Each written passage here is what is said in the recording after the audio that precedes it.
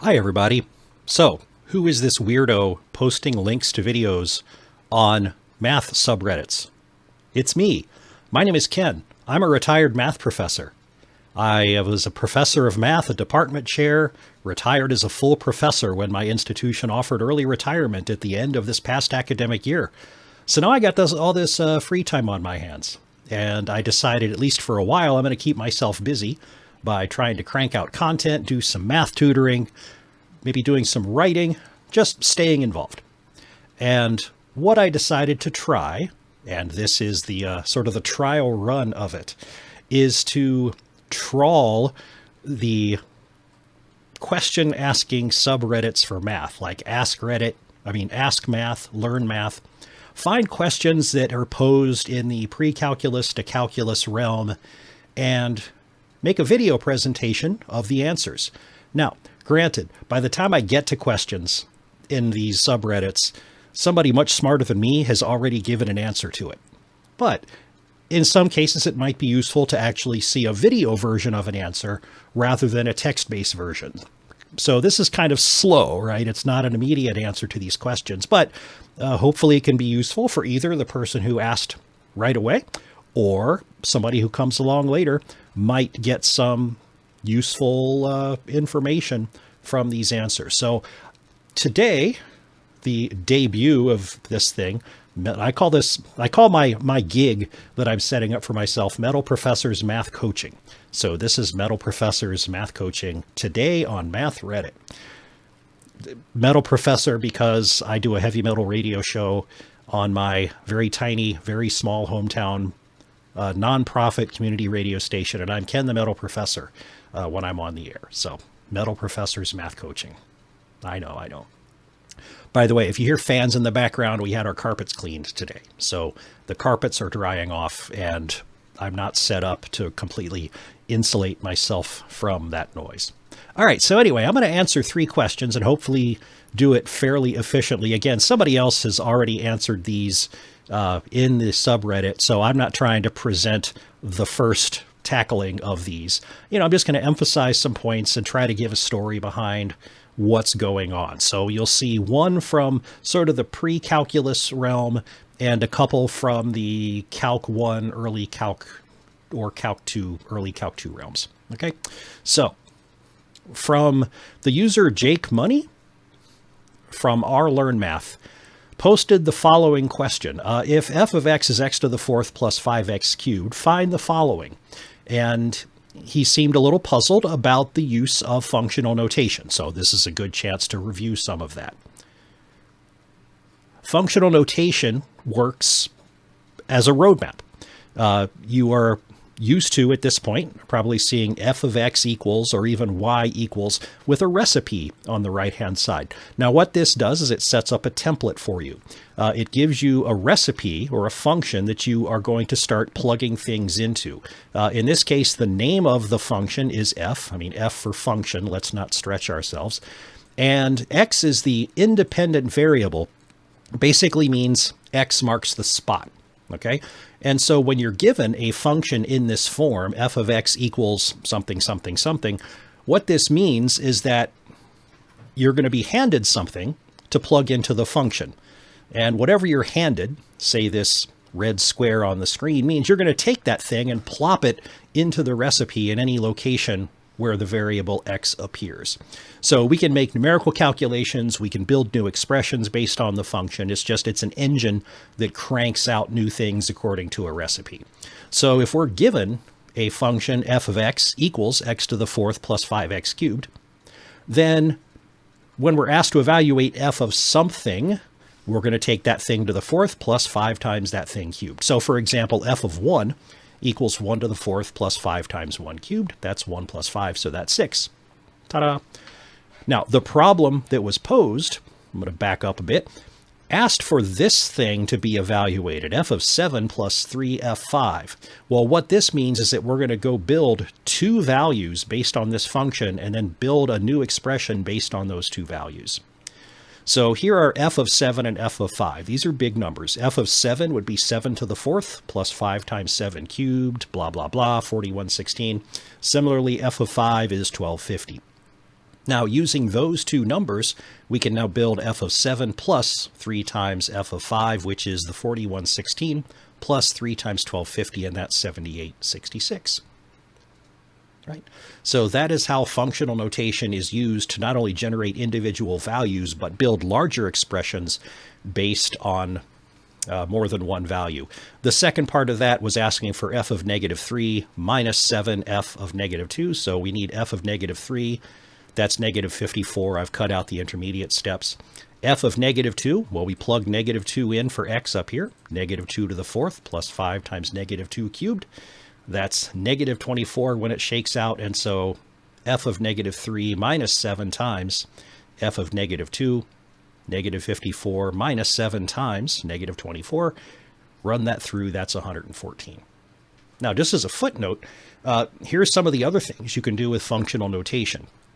It doesn't have to be about just numbers, right? Given a recipe like x to the fourth plus 5x cubed, remember, x marks the spot.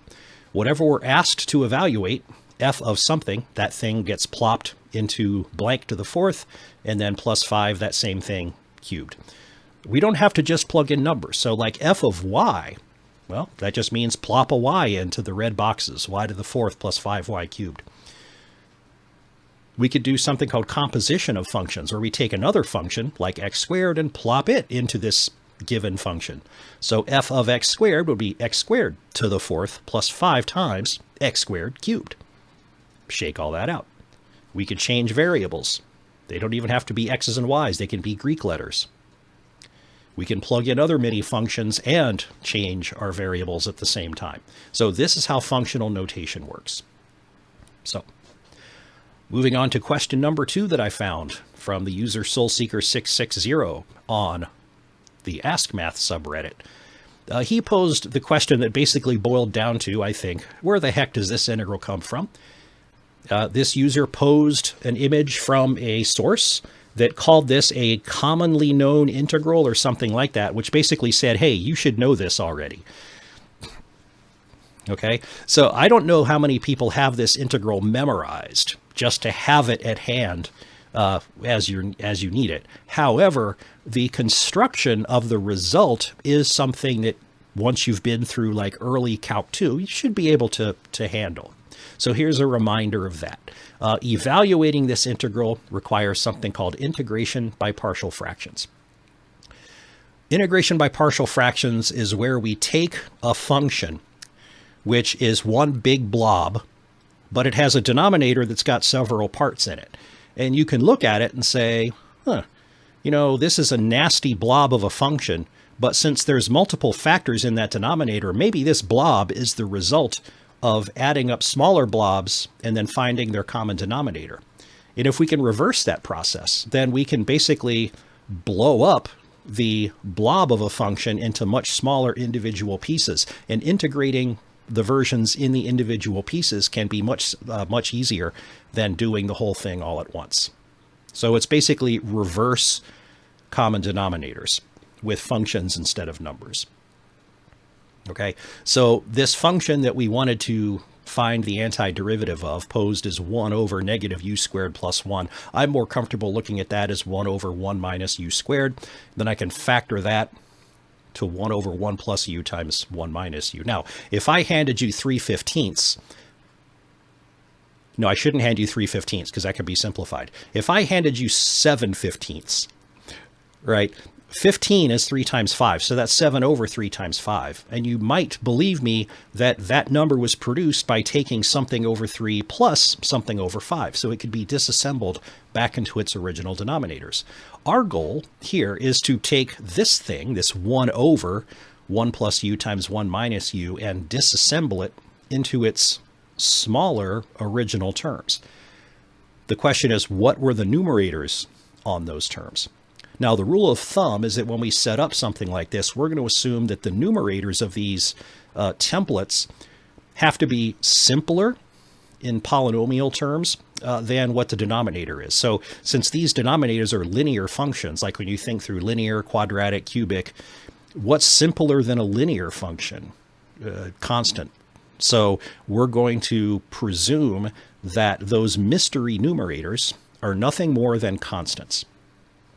There are other scenarios to worry about with partial fractions, but they don't apply here. And so the antiderivative of 1 over negative u squared plus 1 could be done instead in its also known as form by blowing up the messy blob of a function into its two original pieces. Now, we don't know what a and b are, but let's just set that aside and say, well, we could find them. And if we could find them, then we could proceed, because these two are very straightforward integrals. These just return natural logs, right? And if you've done Calc 1, those should be recognizable. So just recognizing that this function can be disassembled according to the pieces in its denominator, we can tackle that integration fairly easily. We just have to learn what a and b are. Okay, so I'm going to stop there, but there are two open questions. What are a and b? How would you figure that out? That's a review if you've done partial fractions before. And just as a subtlety, where did the minus sign come from when we did the integration of that second term with the b on it? Okay, third question from the user Woot Dafuk, I think. This is a family video. I'm not going to say it. Posed a question that he or she had seen. What's the maximum value of this particular function or this expression? This is a story about critical points. This is Calc 1, right? So what we need to do is take the derivative of that function and find out where that first derivative is equal to 0. That gives us candidates for where the maximum and minimum value of the function might be located. So we find the candidate locations and then we investigate further. Now the bad news is, to find the derivative of this function, we need the quotient rule, or we have to rewrite it and use a product rule combined with the chain rule, which probably isn't much better. Okay, so the bad news is, yeah, we got to do the quotient rule. The good news is that whatever results from this derivative, the zeros of that function are only going to come from the numerator. If the denominator is 0, the function's undefined, or the derivative would be undefined. Okay, so it'll be an ugly derivative, but we will only have to investigate the numerator to find out where f prime is 0. So here's that function again.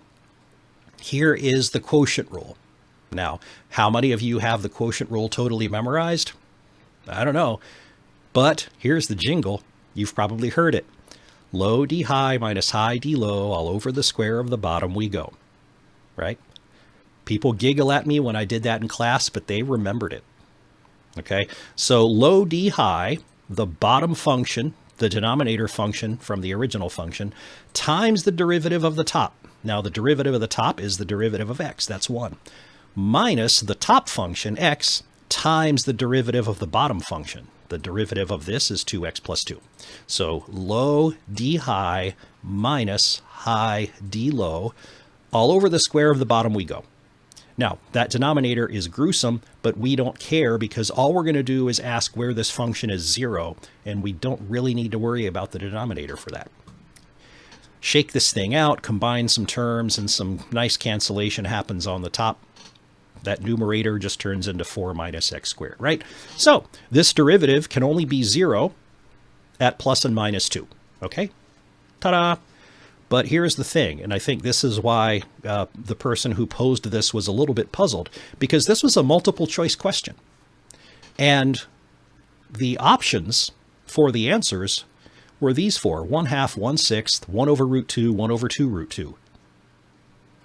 We just found answers of plus and minus 2, but the four options for the answer were totally different. So maybe this username is quite appropriate. Or is it? Because when we're looking at critical points and extreme values, maximums and minimums, there are actually two questions to be answered. One question is, as the question was posed, what are the maximum values of a function? Another question is, where are those maximum values located? And when we do the critical point test, when we look for where f prime is equal to 0, we are answering the second question. We're finding the locations of where we could find a maximum or a minimum of the function.